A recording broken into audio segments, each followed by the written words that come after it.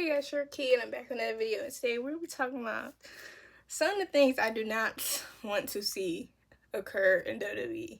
Now, this kind of is basically my little keeping WWE a little humble, because last week I dropped a video on things that I liked in WWE, but I'm not necessarily going to drop a video on the things that I don't like. I'm just going to drop a video on things I don't want to see for too long, or just don't want to see, period. Now, the first one, and this is one that I already said like in my last video, so I felt like let me just get it off my chest again because I don't want to reiterate it. But I do not want to see this Liv Morgan and Rhea Ripley feud till WrestleMania. I like the way it is right now. This don't need to last to WrestleMania.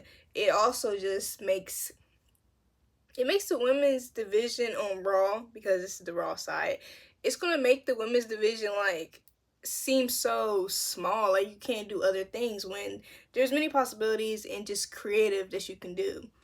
Now the next one, Raw again. I don't know, Raw might be taking a lot of hits in this video, but I don't want to see Braun Breaker as champion for too long. I feel as though that him getting the belt and him having that IC championship is more than it's so much more into that, because when you get the IC belt, that's like, all right, that means that they put in faith to me, and that means that I also have a ways to go. Like, there's still things I can do, but they're saying that one day those things will occur. That's the starter belt, really, when it comes to the World Heavyweight Championships. Even though that's not it, it's showing that you're going to be it one day. And I like Braun Breaker's character, but at the same time, it's like, he is new. He just came from NXT, so they could take their time with him. They can take their time. They can fill it out. They can have him just find himself more as Braun Breaker. And I know that he is popular, so you guys might disagree with me, but that's where I stand on it, period. Now, so does it seem like Raw is getting all the hits? I want to kind of go to SmackDown for a little bit. I do not want to see, and I'm dead serious on this, I don't want to see Naomi to lose again to something as stank as a knee. I dealt with it once. We got that experience. It was fun, but never again. I don't want to see that ever again. Keep that in the back corner of the closet, okay? Where all the other things y'all don't want to talk about, the dog food incident, all that, keep it there. Don't bring it back, please, ever. Speaking of the dog food incident, I don't want to see my man Roman Reigns get jumped like that again. That right there, that was like a jump scare. That's exactly what that was, a jump scare. And honestly, no. And the fact that so many people have been watching that clip, I know those are some Cody burners watching that clip over and over again. I know he watching that video again and again. So I'm like, he deserves it so bad. But like, I don't need to see that. I don't need to see that. It's Solo and Cody rewatching that video, and I don't really respect the energy right here. I don't.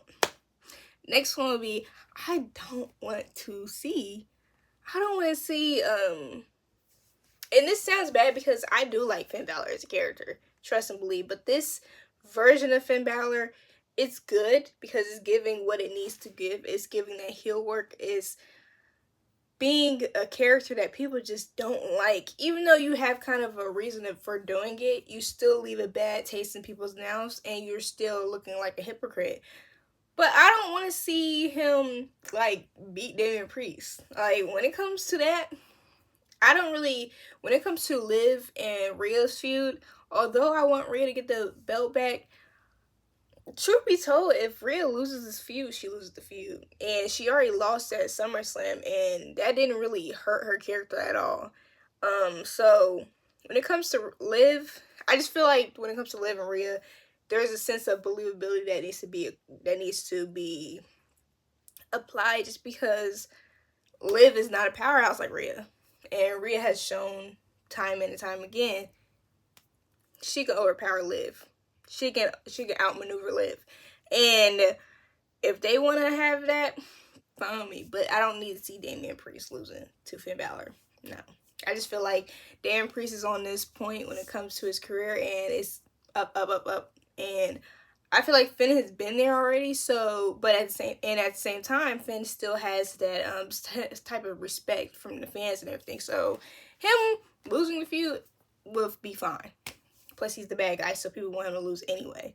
Now, the next one will be I'm so serious about this. I feel so strongly about this. I do not want to see the only title changes to occur on PLEs. Now, when it comes to that whole the Royal Rumble, not the Royal Rumble, the Battle Royale to see who gets the Women's Championship, that only occurred because Rhea had to vacate the title. So, I don't bring that up in the comments. But in recent times, nobody has freaking gotten a belt on a regular Raw or a regular SmackDown. And the tag team titles do not count.